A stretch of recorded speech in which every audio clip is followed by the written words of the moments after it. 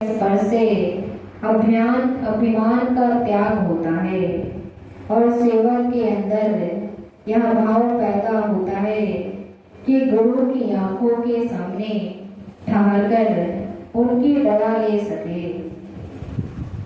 गुरु के पास पहुंचकर भी कुछ कानून उनकी दया के होते हैं जिनके द्वारा दया प्राप्त की जाती है। यदि सेवक ने गुरु के नियमों का पालन भली भांति कर लिया तो यह सत्य है, दया सेवक अवश्य प्राप्त कर लेगा। सेवक को गुरु के पास पहुंचकर सदा चुस्त चालाक रहना चाहिए।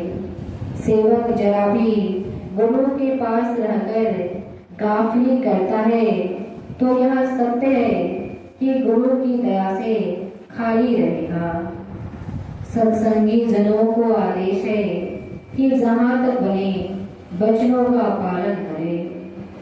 सत्संगी की हालतें कभी कभी नाजुक गुजरने लगती है। ऐसी नाजुक परिस्थिति में सेवक घबरा जाता है और परमार्थ में कमी शुरू हो जाती है।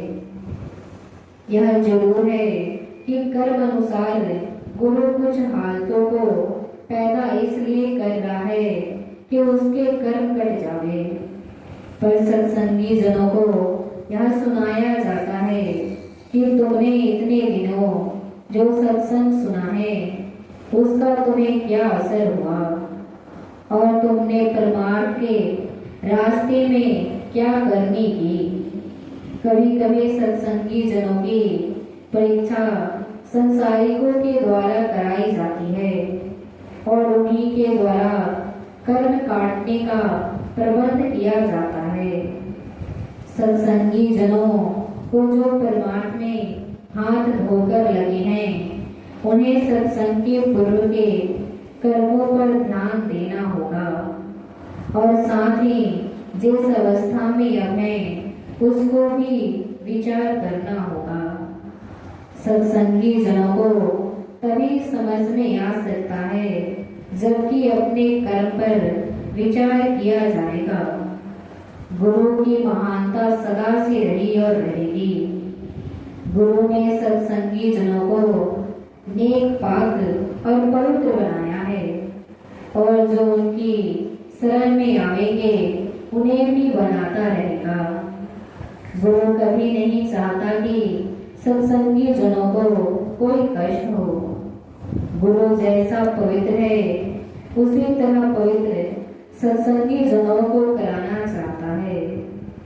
सत्संगी जनों को उपदेश लेकर सदा नाम कमाने लगे रहना चाहिए। जहाँ तक हो सके और जब जब मौका मिले साधन करते रहना चाहिए। साधक अपने अंदर एकता का भाव उसी वक्त प्रकट कर सकता है जब गुरु की आज्ञा का पालन करे।